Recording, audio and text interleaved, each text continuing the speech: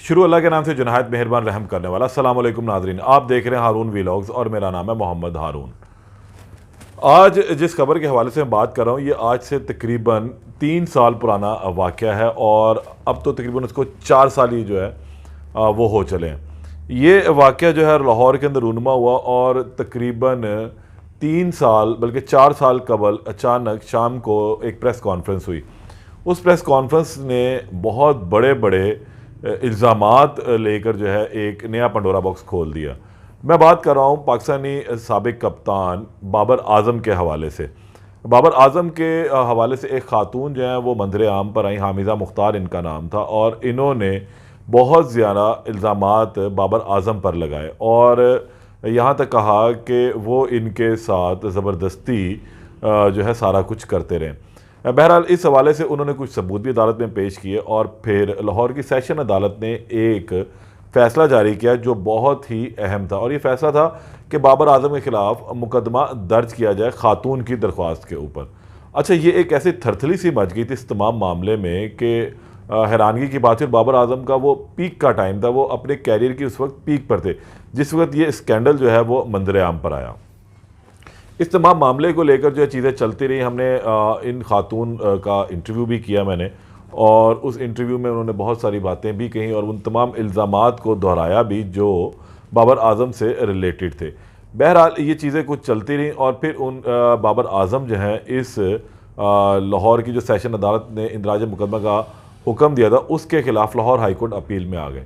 ये दरख्वास्त सबसे पहले जाकर लाहौर हाई कोर्ट में फ़िक्स हुई और उसके बाद इसकी मुख्तलिफ समातें होती रहीं और आखिरी मरतबा जो है ये आज से तकरीबन कुछ 7-8 माह कबल लाहौर हाई कोर्ट के जस्टिस वहीद ख़ान के पास जो है समात के लिए मुकर्रर हुई, लेकिन वो लाहौर में अवेलेबल नहीं थे, दीगर बेंचेस में उनकी ड्यूटी लगी थी, तो इस वजह से इस केस के ऊपर जो है भरपूर समात नहीं हो सकी और फिर ये केस इसी तरह लटकता चला गया। लेकिन दिसंबर शुरू होते ही एक मरतबा फिर बाबर आज़म कि जो है सर के ऊपर एक तलवार सी लटकने लगी और इस केस की मुख्तलिफ समातें जो हैं वो बार बार होने लगी। गुज़िश्ता जो अब दिसंबर चल रहा और गुज़िश्ता हफ्ता था उसके अंदर तकरीबन 3 मरतबा इस केस की समात हुई।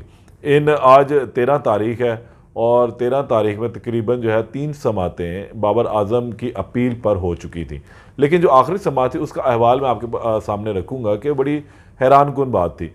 दोनों जानिब से जो है बड़े आला और पाए के एक कद आवर वकला जो हैं वो हायर किए गए हैं और दोनों ही अपना भरपूर केस अदालत के सामने रख रहे हैं। गुज़िश्ता समात जो थी उसके ऊपर हामिदा मुख्तार जो ख़ातून है वो ख़ुद अदालत पेश भी हुई थी, और अगर हम उससे पिछली समात की बात करते हैं तो उस पर थोड़ा सा अहवाल ये था कि अदालत ने कहा कि तकरीबन 3 साल से केस चल रहा है और जो इल्ज़ाम कुनिंदा है जिसने ये इल्ज़ामात लगाए हैं वो ख़ातून किधर हैं, उनको आइंदा पेशी पर अदालत तलब किया जाए, जिसके बाद वो उनको 12 दिसंबर के लिए पेश किया गया। फिर 12 दिसंबर को वो अदालत के रूबरू हाजिर भी हुई। अब इस पेशी का कुछ अहवाल मैं आपके सामने रखता हूँ कि जिस वक्त ये समात दोपहर को शुरू हुई तकरीबन 1 बजे का वक्त था और बाबर आज़म वर्सेस ASJ ये केस कॉल हुआ। उसके बाद बाबर आज़म ने वकील किए हैं हारिस अज़मत साहब। हारिस अज़मत साहब उस दिन सुप्रीम कोर्ट में मसरूफ़ थे तो इनके जूनियर वकीला अदालत में मौजूद थे। दूसरी जानिब से ज़ैन कुरैशी और मियाँ बैरिस्टर हैदर अली जो हैं, अली हैदर, ये हामिदा मुख्तार ने इनको वकील किया हुआ, लेकिन ये दोनों भी उस वक्त कमरा अदालत में मौजूद नहीं थे, इनके भी एसोसिएट अदालत में मौजूद थे। हारिस अज़मत की जानिब से जो बाबर आज़म के वकील उनकी जानिब से एक मरतबा फिर केस को मुलतवी करने की इस्तदा की गई, जिस पर अदालत थोड़ा सा खफगी का इजहार किया, बरहमी का इजहार किया कि भाई ये केस 15 जनवरी 2021 से ज़ेर समाअत और अभी तक इस केस के हवाले से कुछ भी नहीं हो सका, कोई कार्रवाई इस केस के अंदर अभी तक नहीं चली है, और आप लोग ये पूरी फ़ाइल उठा कर देख लें, इसके अंदर सिर्फ एडजमेंट्स ही की जो है इस्तदा होती रही है, इस केस पे कोई कार्रवाई आगे नहीं चली। आप 2 वकला मौजूद हैं तो आप दोनों जो है अब इस केस के ऊपर बहस कर लें। दूसरी जानिब से ये 2 दरख्वास्तें थी, एक FIA में केस उन्होंने दायर किया हुआ और दूसरा जो केस था वो बाबर आज़म की अपील थी। अब दूसरी जानिब आ जाते हैं तो मियाँ हैदर अली और यहाँ पर जो इनके वकील ज़ैन कुरैशी दोनों ही कमरा अदालत में नहीं थे, इनके भी एसोसिएट थे, लेकिन उन्होंने भरपूर बहस करने की ठान ली। अदालत ने कहा कि जी बताएं क्या इस केस के अंदर है, जो विक्टिम है, जो मुतासरा खातून है, क्या वो कमरा अदालत में मौजूद है। जिस पर अदालत को बताया गया कि कमरा अदालत में तो नहीं है, लेकिन आज वो अदालत हाजिर हुई हुई हैं और वो बाहर खड़ी हुई हैं, जिस पर अदालत ने आवाज़ लगवाई और फिर हामिज़ा मुख्तार को भी कमरा अदालत में तलब कर लिया गया। हामिज़ा कमरा अदालत में आई। इससे कबल अदालत ने पूछा कि भाई जो इल्ज़ामात हैं इनकी क्या हकीकत है, जो रिपोर्ट्स आई हैं वो तमाम क्या कहती है। जिस पर अदालत को बताया गया हामिज़ा मुख्तार के वकला की जानिब से कि इन तमाम रिपोर्ट्स में इल्ज़ामात साबित हुए थे, इसी वजह से एडिशनल सेशन जज ने बाबर आजम के ख़िलाफ़ मुकदमा दर्ज करने का हुक्म दिया था। लेकिन मुकदमा तो दर्ज नहीं हुआ और फिर यहाँ से स्टे आ गया और ये स्टे जो है अब तक चलता जा रहा है। तकरीबन 3 साल इस पर हो चुके हुए।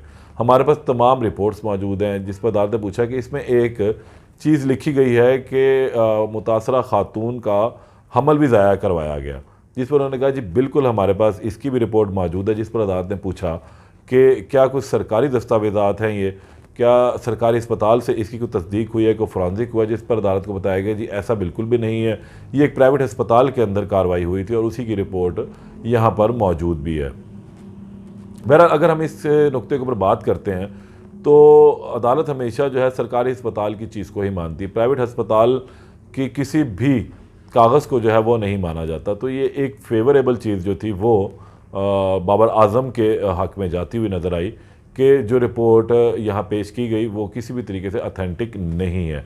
ताहम अब इसके ऊपर एक ज़रूर कार्रवाई हो सकती है कि जो प्राइवेट अस्पताल का अमला है जो उसको मौजूद था ड्यूटी पर, उसको तलब किया जा सकता है, उसका रिकॉर्ड चेक किया जा सकता है कि आया ये वाक़या वहाँ पर हुआ है या नहीं। क्योंकि अगर इस सूरत में हम देखते हैं जो हमल गिराने वाले मामला होते हैं ये गैर कानूनी है। हमारे कानून में भी ये गैर शरई भी है और हमारे कानून में भी ये एक गलत तस्वर किया जाता है, गैर कानूनी अमल है, तो इस पर एक बाकायदा तौर पर सज़ा है। तो मेरा नहीं ख्याल है कि सरकारी अस्पताल से तो खैर ये होता भी नहीं है, जो प्राइवेट अस्पताल करते हैं तो वो भी इसको ओन नहीं करेंगे किसी भी लिहाज से। तो अब सूरत हाल देखनी ये है कि आया जो अगर अदालत आइंदा तलब करती है तो क्या इस निजी अस्पताल का अमला यहाँ पर पहुँचता है या नहीं पहुँचता, और क्या वो इस रिपोर्ट को ओन करेगा कि वो इनके अस्पताल की रिपोर्ट है या नहीं है। और इसके अलावा जो दीगर रिपोर्ट थी कि उनके साथ कितनी बार ये ज़्यादती हुई या कंसेंट से हुई, दोनों की मिली भगत से हुई, ये तमाम चीज़ें अदालत ने डिटर्मन करनी। तहम पुलिस की रिपोर्ट भी इस हवाले से आ चुकी हुई है, कुछ फॉरेंसिक की रिपोर्ट्स हैं जिसमें कुछ मोबाइल के मैसेजेस हैं, कुछ वीडियोज़ हैं, इनको भिजवाई गई हैं, वो तमाम की तमाम भी अदालत के सामने लफ की गई हैं। तहम अदालत ने एक एंड में आकर आखिर में थोड़ा सा इसको लिंगर ऑन कर दिया केस को, और उसमें यह कहा कि अब ये केस अजद जावेद घराल साहब, जस्टिस अजद जावेद घराल वो इसकी समाअत करेंगे पीर के रोज़, क्योंकि शायद गालबन रोस्टर तब्दील होने की वजह से वो ये जज साहब अब समाअत नहीं करेंगे। और इससे पहले भी जो है इसका जो स्टे था वो अजद जावेद घराल साहब ने ही दिया हुआ था।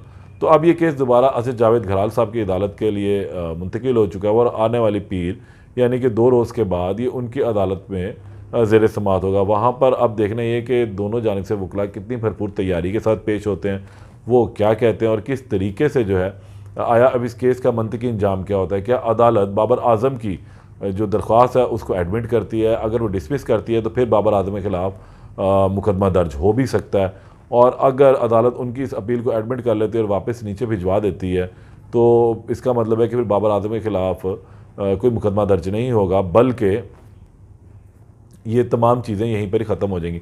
मेरी खातून से भी बात हुई थी तो उनका ये कहना है कि वो किसी भी तरीके से अब वो बेसिकली इंसाफ चाहती हैं, और 4 साल के बाद अब ये केस दोबारा लगा। अदालत अभी भी जो फैसला करेगी उन्हें कबूल, अगर इनके हक़ में आता है तो भी इन्हें कबूल है, लेकिन वो इस तमाम मामले से जो है किसी हद तक गालबन शायद पीछे हट चुकी हुई हैं।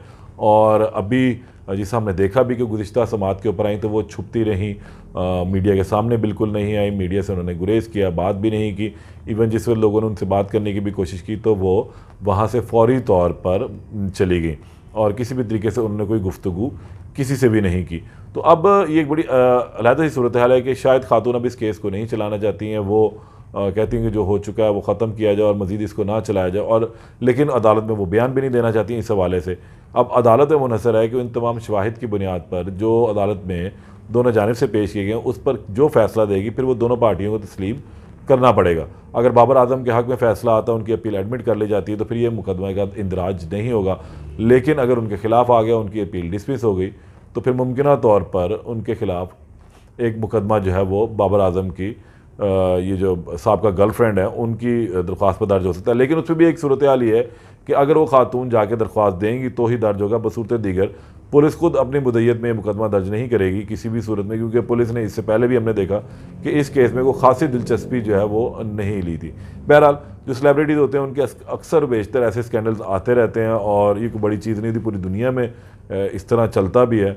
लेकिन बाबर आजम एक अच्छे खिलाड़ी हैं, उनसे बहुत सारे लोगों को बहुत सारी उम्मीदें वाबस्ता हैं। पाकिस्तान के लिए उन्होंने बहुत अच्छी क्रिकेट खेली है और बड़ा अपना नाम भी कमाया है, और आज तक हमेशा उन्होंने पाकिस्तान की जितनी भी नुमाइंदगी की उसमें पाकिस्तान के लिए कहीं ना कहीं उनका एक बड़ा किरदार रहा है। तो हम तो बहरहाल एक क्रिकेट के फ़ैन की हैसियत से यही दुआ करते हैं कि मामला जो है फौरी तौर पर अब ख़त्म हो जाना चाहिए और माजी में जो था उसको भूल जाना चाहिए, वो खातून की जानिब से है या बाबर आजम की जानिब से है।